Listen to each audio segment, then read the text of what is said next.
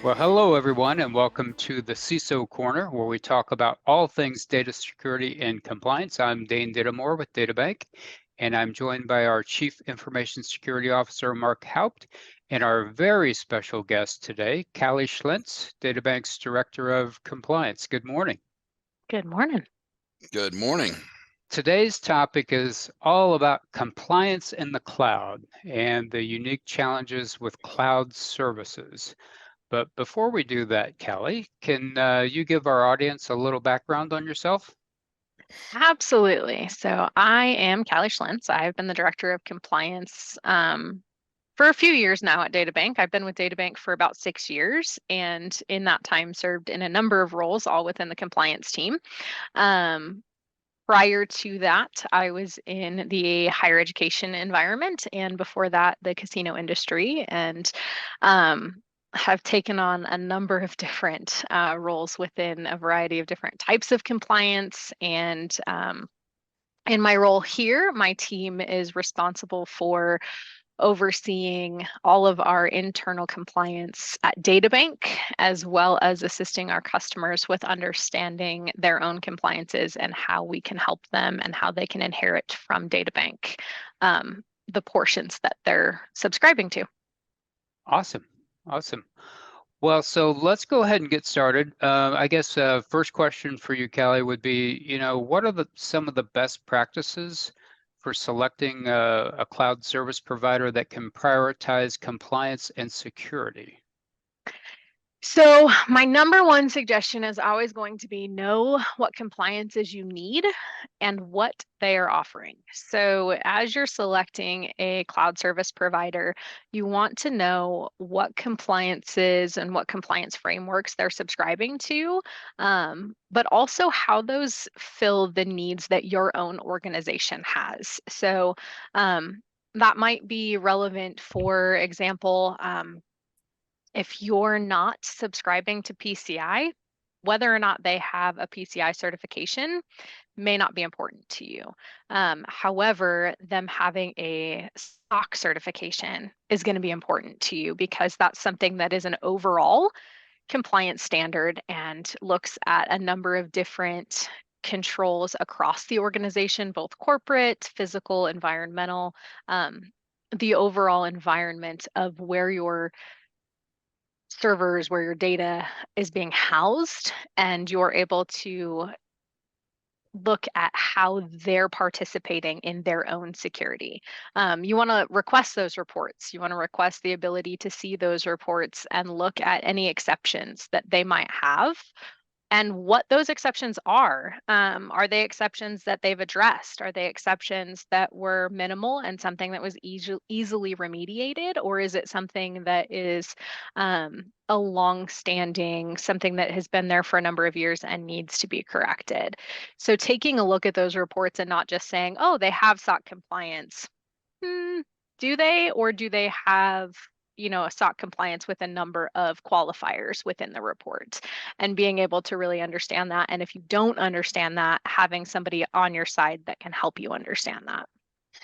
Yep. Yeah, Kelly, that's very important to understand what you need when you come to the table with a cloud service provider, because, lots of times we will have customers that will come to us, we'll ask that question. They don't know how to respond to that. So understanding what regulatory requirements, GLBA for finance and banking and so on and so forth is important. But once you cross that line, once you actually do understand what compliance requirements you need, what are some of the critical steps that organizations can take to ensure that they have ongoing compliance in the cloud? So once they've already landed at DataBank and they know they need to do the SSA 18, SOC 1, SOC 2, SOC 3, they know they need to do HIPAA, what can they do to ensure that their data remains inside of the boundaries of those regulations? A couple of things. One is to continue to maintain communication with their cloud service provider. So in this case, DataBank, right? They want to maintain communication to ensure that as new reports are published, they're receiving those reports and doing a review of them, but also doing their own continuous monitoring of what they're responsible for versus what DataBank is responsible for, how they're inheriting certain things from their cloud service provider, what portions are they able to attest to themselves, and what portions do we need to attest to on their behalf. In a cloud service provider environment, physical and environmental controls, the actual building security is a lot of times something that they're inheriting from us. So they're saying, we trust that you're doing this. They're able to reach out and ask those questions. They can do their own continuous monitoring through the DataBank portal, to do check-ins on their access control lists, who's accessing their spaces within the facility. They can make requests throughout, the year for our reports to make sure that our auditors, our third-party auditors, are doing an overall review of those same controls. Are they checking to make sure that our fire extinguishers are being evaluated? Are they checking to make sure that we're running our generators and evaluating those on a regular basis? Are we maintaining the security of the facility so that they can trust in what they're inheriting from us?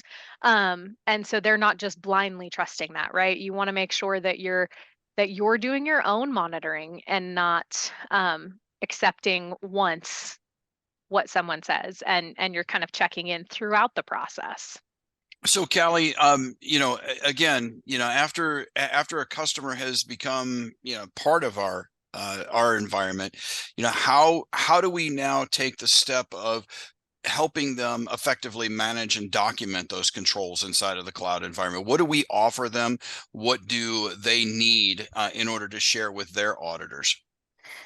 Yeah, so it depends on the services they're subscribing to. If we are managing services for them, that might be things that they are subscribing to from us, like vulnerability scanning.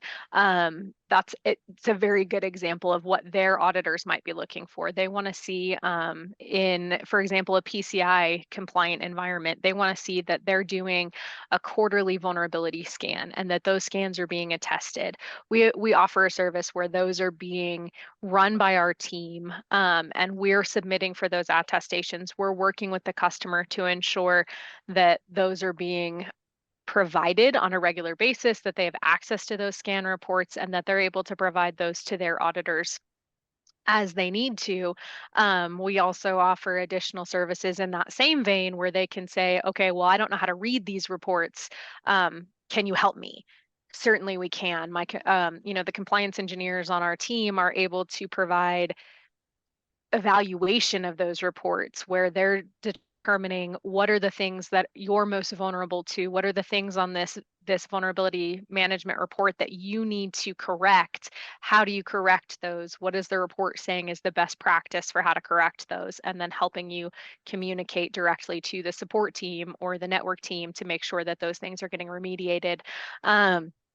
In addition to that, we have the ability for customers to ask us to assist with their annual questionnaires. We provide a fully executed CAIQ, which is a standardized questionnaire and has hundreds of questions and answers where most auditors are able to find the information that they're looking for throughout the year or during an audit cycle, for the controls that DataBank is responsible for, both in the co-location and in the cloud service environment.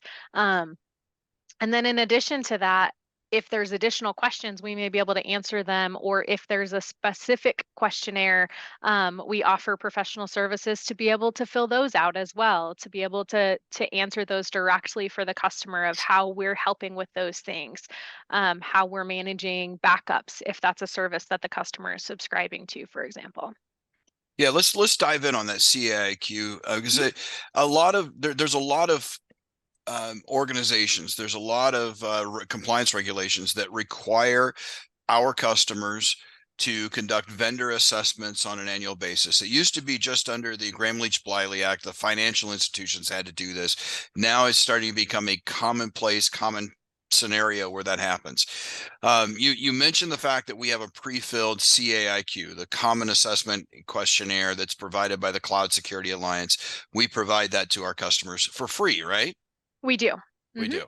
So when they want to have their own questionnaire completed, we can do that, but is that also free, or what is the process for a customer who says, you know what, can't handle the CAIQ because it doesn't fit into our processes and our policies and the way that we do things. I need you to fill out this document that is customer X specific document, or I need you to go into my my vendor assessment system and fill this out. How do we respond to that? So we do offer the ability to do that for customers. Our first response is always going to be, have you taken a look at the CAIQ? That is something that we do offer for free, and it is evaluated by our third-party auditors as part of our CSA Star Level 2 certification. And so it's a requirement of us to have this maintained and updated. However, if it doesn't meet the needs of the customer, then they can submit a request to us and say, yes, I understand that you offer this, but it's not meeting my requirements. I want you to go ahead and do X, Y, and Z. We do provide that at a service fee. We offer it at a professional services rate. And essentially what we do for that is we take a look at what the ask is, and we work with the customer directly on how long it's estimated to take us to complete. And then we provide them an estimated cost for what that service will cost them. Okay. And so how does a customer engage you in order to do that professional services fees questionnaire? Because I know that I've personally have seen a lot of customers, they'll hire a third party to do the vendor assessment for them, and we'll just get email in and we're expected to respond to that. So help me understand, if I'm the customer, how I need to approach your team and what kind of authorizations are necessary in order for you to interact with that third party customer, and or if there's not, I'm sorry, third party vendor. And if there's not that third party vendor, how I can interact with you to ensure that this gets done in a timely manner. Yeah, absolutely. So we require those requests come directly from the customer. So a lot of our customers do engage third-party vendors, and the customer can let us know that they've done that. They would have to open a support ticket through the databank portal, and let us know, this is our request. This is who we've engaged to conduct this service for us, and we're authorizing you explicitly to work with them on our behalf. We cannot move forward with any third-party interaction without explicit approval from the customer through our authorized means of communication, which is our databank support portal. That allows us to make sure that the customer is authorizing the request and that the customer is aware that we've been engaged by this third party. Okay. Why can't you just take it for the word from the vendor that, the third party vendor, that they're doing this on behalf? I mean, we've seen those kinds of things before. Why can't we just take it for their word that that they're the ones that are allowed to request that information? Like you said, we get a lot of those emails. Mhm. So we get a lot of people that say, I'm contacting you on behalf of X, Y, and Z. Well, we don't confirm who our customers are to anyone. So for the privacy of our customers, we only engage with our customer. And if the customer says, I want you to engage with this vendor, then we can do so because the customer has said, I've authorized them to know that I'm your customer. But without their approval, we do not share their information, and we do not in any way confirm that they are in fact a customer. Great, great. So what we're doing really is we're preventing a form of phishing, Mhm. potentially a form of phishing from occurring, either collecting information about DataBank by pretending to be the customer or pretending to be on behalf of the customer, and gaining information about the customer. So that's great. I'm glad to hear that. So these questionnaires, they're absolutely important. We see them come through on an annual basis. You mentioned something about the fact that our auditors take a look at the CAIQ. Mhm. What do the auditors look at? Are they validating the answers that we put on to the CAIQ so that when the customer receives it, they know that there's a sense of truthfulness and accuracy and integrity on that? Or are they just simply reviewing to say, hey, DataBank has the CAIQ? They're actually validating the information. So as a part of the subscription that we have to the CSA Star Level 2 certification, we request that in addition to our SOC 2 report, they do additional evaluation of the information that we're providing. And part of that is a full review of the most recent CAIQ documentation. So they requested and they do a review of everything that we provide within that. And then if there are questions that don't align with the evidence that we've provided them throughout the SOC 2 process, they will ask for further information or further evidence to back up the information that we've provided in the CAIQ. Okay. You keep mentioning SOC 2. Mhm. Okay. Um, for the customers that aren't familiar with what a SOC 2 is, what is that? What's the difference between a SOC 2 and a SOC 1, SOC 3? And why is it important for the customers to even take a look at that document, which I believe they can get free from our portal, right? They can get it free from our portal. So the SOC 2 is looking at it's a certified third party report that is conducted, and it's looking at our overall um, an overall set of controls that evaluate our corporate procedures, our policies, our practices, for example, our hiring practices, our background investigation practices. It looks at our physical and environmental practices.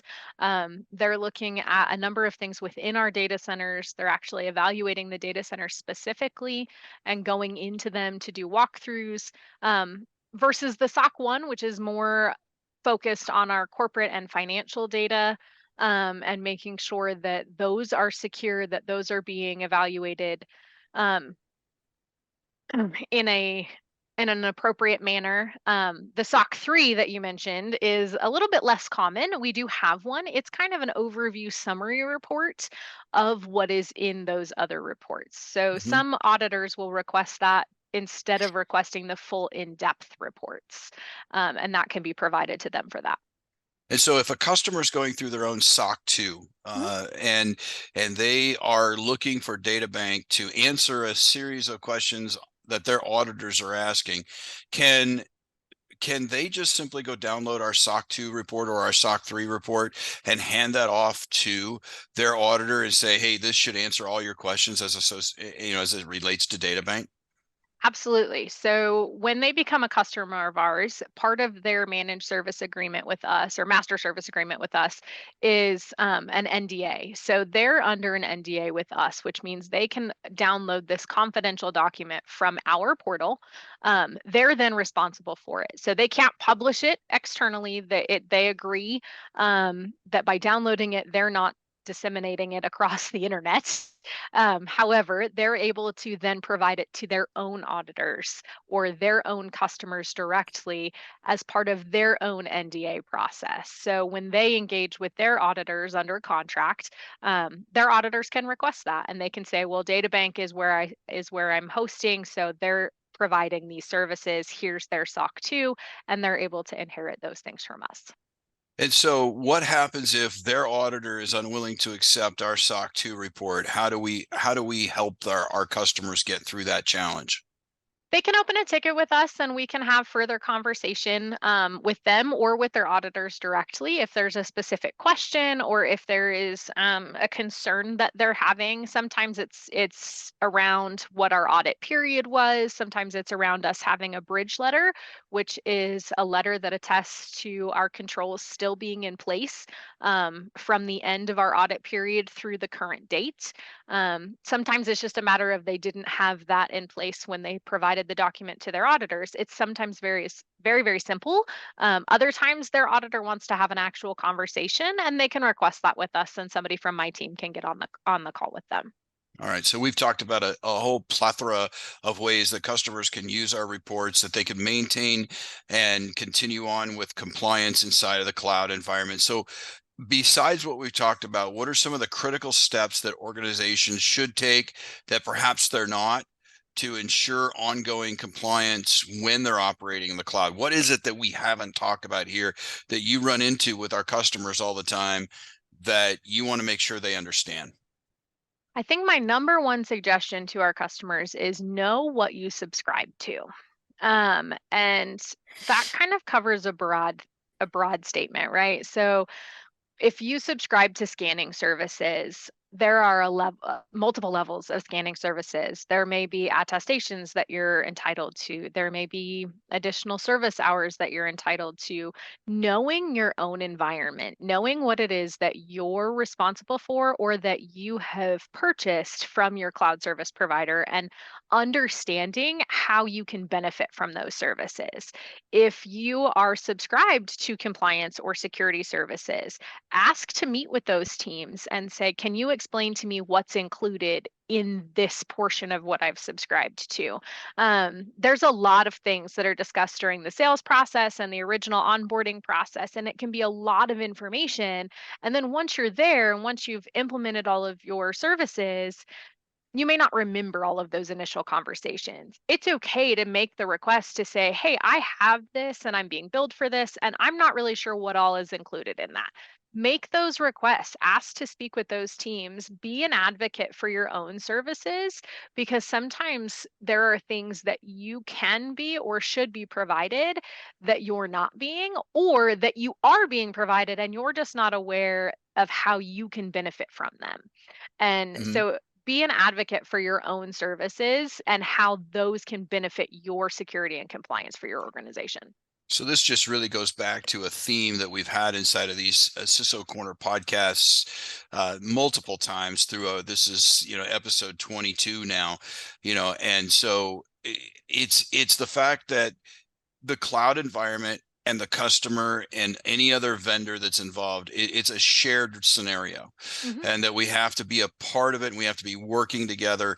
We all have to be communicating so that each side knows what they're supposed to be doing, what the expectations are, instead of coming down to customer has auditor in their house, auditors asking for something, and then they find out, oops, well, I subscribed to scanning services, but I needed PCI scanning, and so I didn't sign up for the attestation level, for example, Right. or something along those lines. So knowing, doing the shared environment and communicating one to another, making sure that we're all in the same on the same page, in the same boat, is where we need to be.